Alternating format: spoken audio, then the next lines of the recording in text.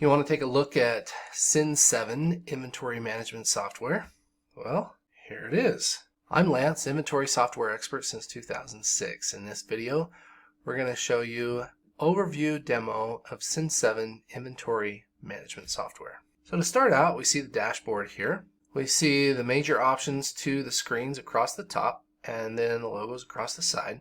Settings down below, bottom left-hand corner, and up here in the top right-hand corner, settings right there as well. And then this dashboard is customizable. It looks pretty good if you ask me myself. I don't have a whole lot of data in this account, so I'm going to switch to my other account. I've got one account that connects to QuickBooks Desktop and another account that connects to QuickBooks Online. Cin7 connects to QuickBooks Desktop, QuickBooks Online, and Xero. I'm filming this January 7th, 2021. And I think Cin7's been around for about 9 years. They came to the United States about 1.5 years ago. And so they began with a Xero integration and added QuickBooks integrations a few years back. As a matter of fact, integrations is one of Cin7's strongest points. Come down here to the left, click on integrations. You'll see just a few integrations that I set up in my demo account here. Salesforce, ShipStation, BigCommerce. Click on the App Store and we'll see all the integrations that Cin7 has already built.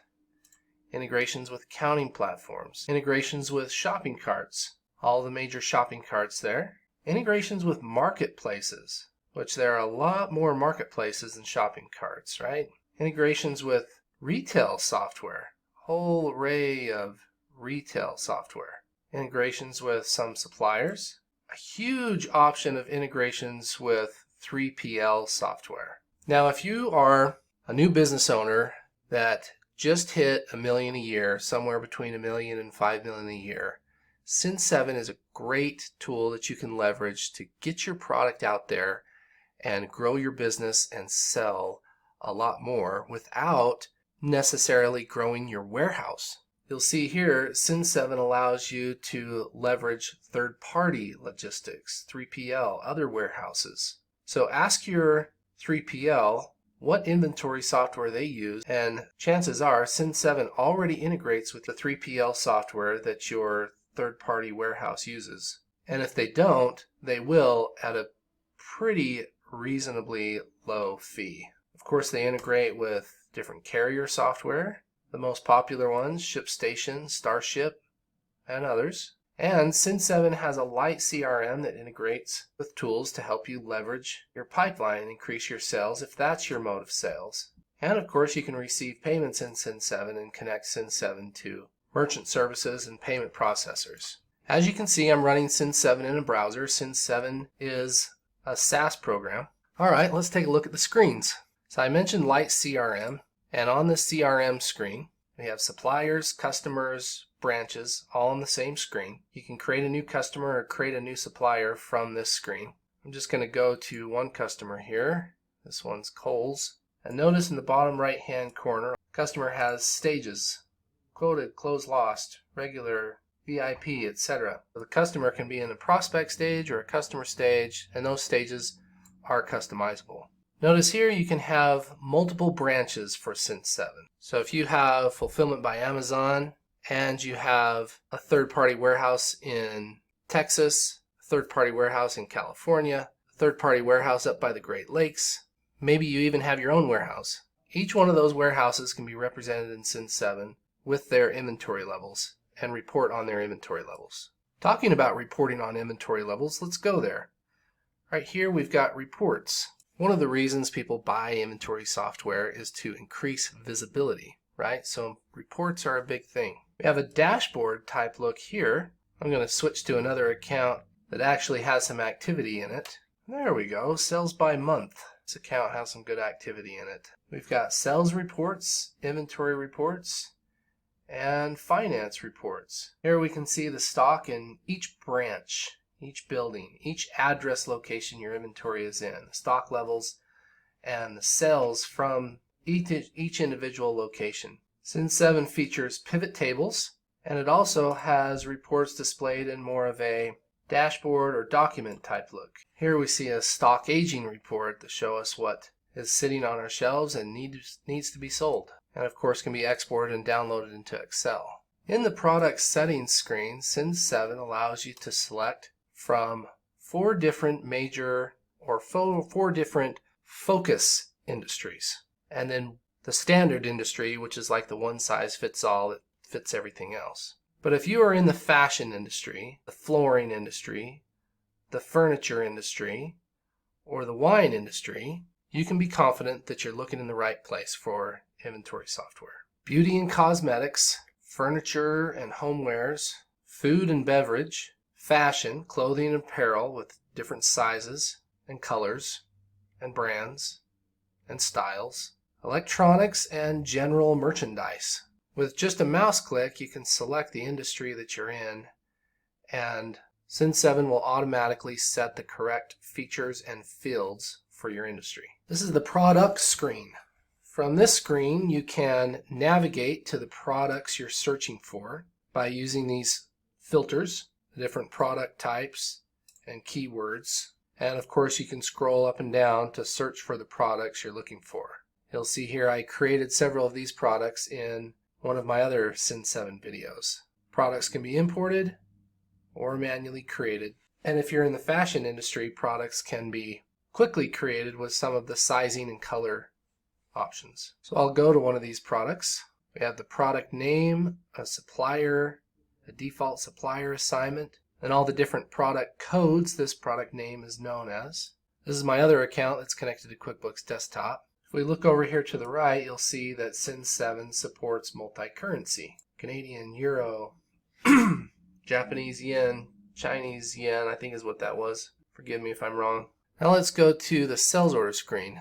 Over to the left, click Sales, select Sales Order. Could have gone to the top as well and select Sales Order. Now this screen shows us a list of all the sales orders, and at the top are fields that allow us to search and filter to find the sales order we're looking for. Down below we'll see the list of sales orders that I've put in this test account and the customers that these sales orders are for.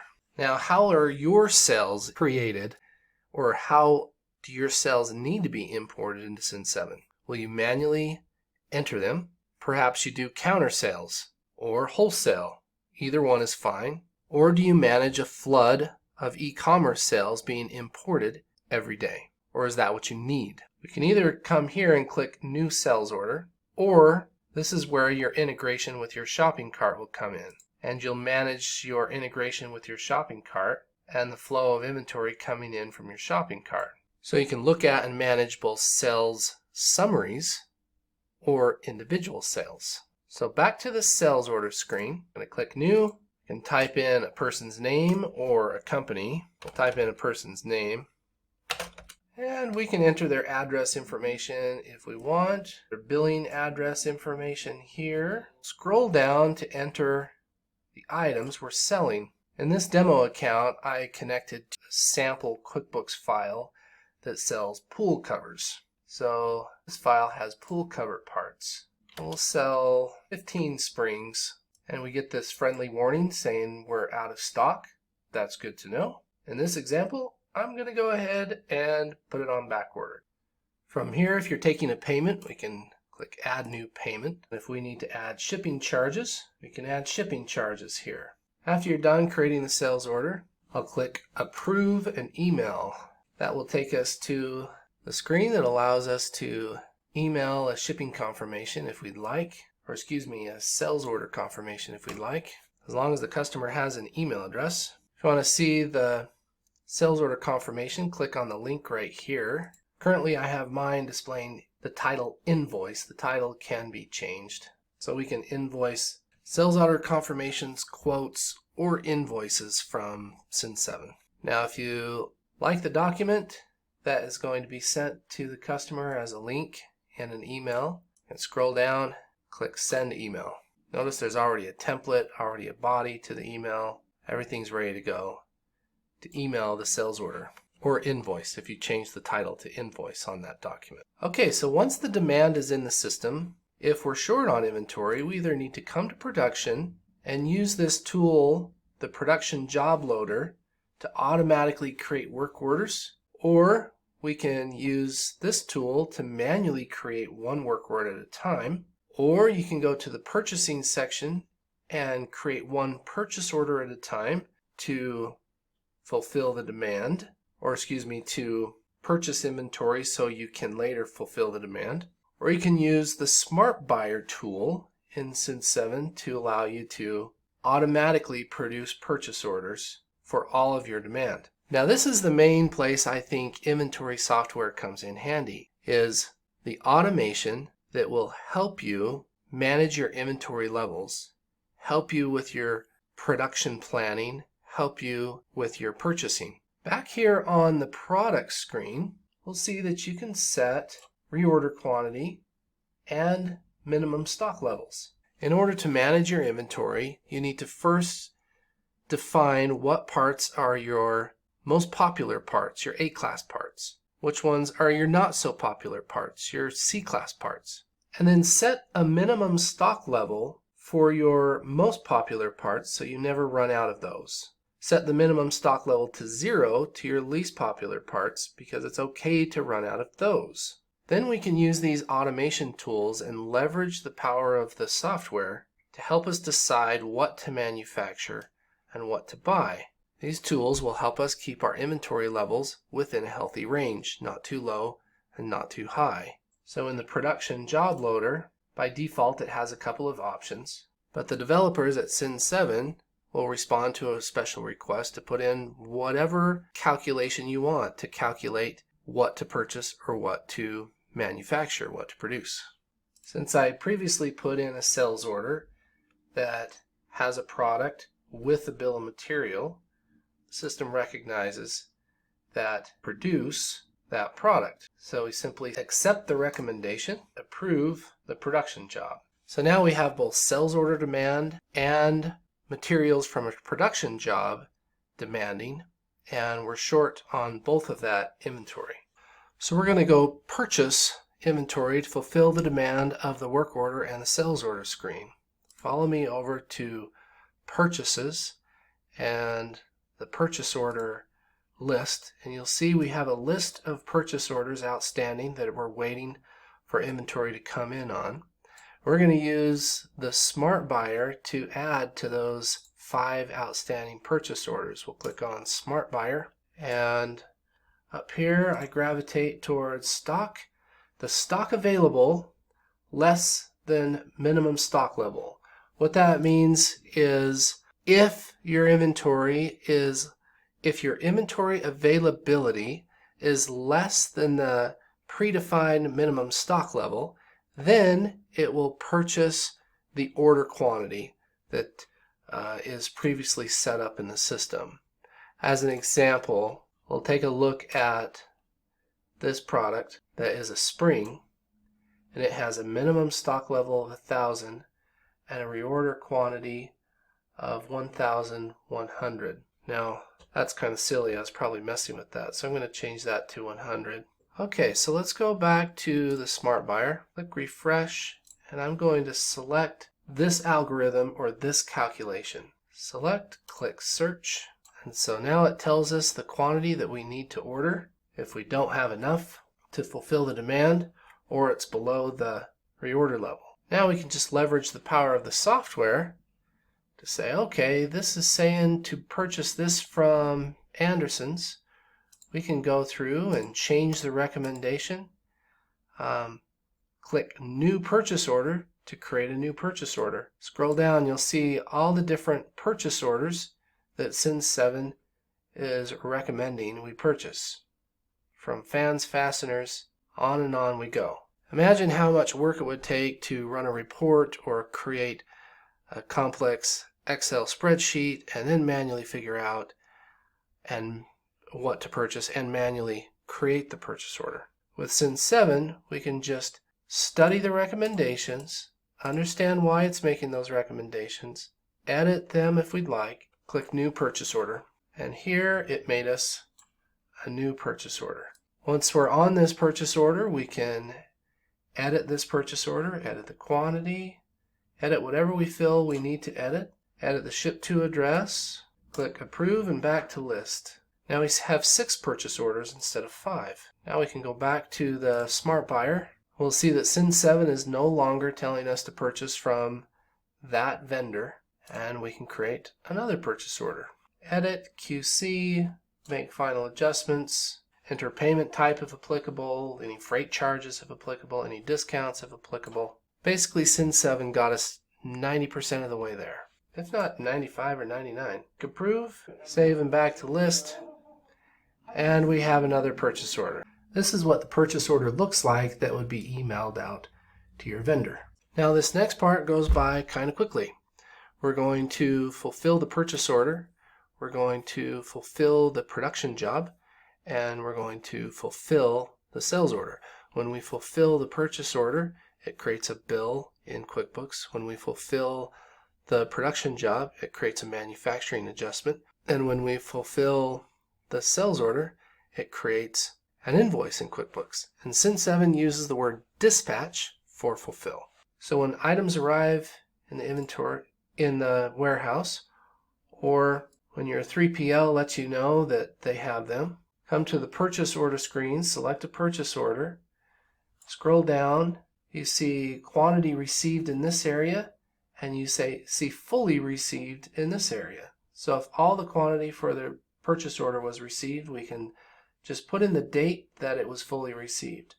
Or if some of the quantity but not all was received, then we click and we have this pop up here. Let me scroll down to show you that. And we're receiving this quantity. We can change that quantity, of course, and receive it into specific zones or bins if we're doing location tracking. Click Save, and that quantity is received. Go line by line by line, or enter in today's date and click Save. To finish the receiving, to create an accounting transaction, we need to record the vendor's invoice.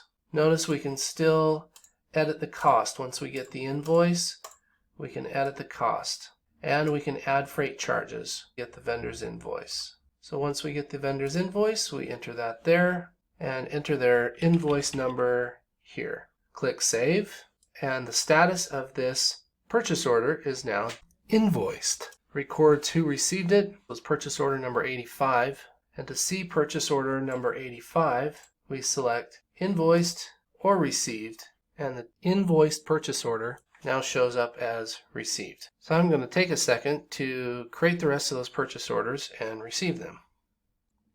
Okay, here's all the purchase orders I created from the Smart Buyer. You see all those purchase orders I quickly created from Smart Buyer. Now as they come in through the warehouse, I'll click each one as they come in and scroll down over to the right and receive all by putting in the date here, or receive each line. Repeat and repeat for each purchase order.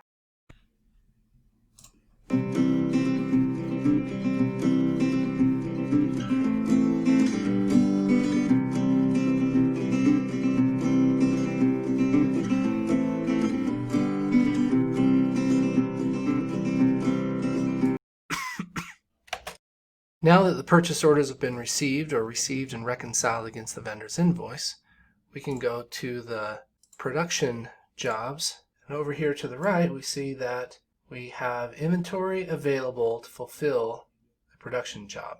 And sort by date created, or sort by due date if we created a due date, and start fulfilling the production jobs. Click here to go to a production job. We should start the work order by printing out the work order form, giving it to the supervisor so he can write down the actual consumption. Once he writes down the actual consumption on this form and then hands it to us, we know what to fill in here for actual consumption. Notice the top line is what we make, the bottom lines are what we use. So we'd be entering in the actual consumption for labor, utilities, grease, the components, all different types of parts. What we actually made here. Cin7 looks at this as what we receipt into stock, so we can make more or less than what we intended and consume more or less than we intended. That never happens, right? If you select the completed date in the top right hand corner, it will auto-populate all the fields that you did not manually fill in. Assuming if you didn't change it, then everything went according to plan. So change the ones that you need to change, and then allow Cin7 to auto-populate the actual quantity consumed, and you click Save. And that production job is completed. All the raw goods and their costs, the quantities came out of stock, the costs rolled up into the finished good. The finished good absorbed all the costs of the raw goods, and now the finished goods are in stock, available to sell. So let's go to the sales order screen. Here we are on the sales order list screen. You see a list of sales orders that we previously created. If we look over to the right hand side, we'll see stock available, and we'll see which sales orders can be fulfilled. Cin7 uses the word dispatched. We click on autocomplete. We'll dispatch the order immediately just from there and update the status of the order to dispatched. Now that's in a perfect world where everything from the sales order was shipped. So let's do one now that we may fulfill some of it. Here we are on another purchase order, sales order. And this one has everything available, but let's just pretend like we're going to ship some of it and not all of it. I'll click on this empty space underneath the quantity dispatch, and we get this pop-up that tells us where we can pull the inventory from.